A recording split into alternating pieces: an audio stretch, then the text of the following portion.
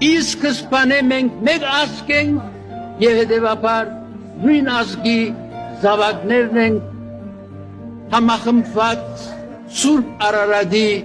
լանջերի շուրջ հազարավոր տարիների ի վեր նախաստեղծման շրջաններից սկսյալ այդ ժողովուրդն ենք մենք միայն այսօրվա հայությունը չենք ներկայացնում այլ համայն ամբողջությունը հայ ժողովրդի քոյության սկիզբից մինչև մեր օրերը այդ գիտակցությամբ ուրեմն մենք բոլորս պետք է մեզ նկատենք իբրև եղբայրներ, գործակիցներ, ուղեկիցներ, մարտակիցներ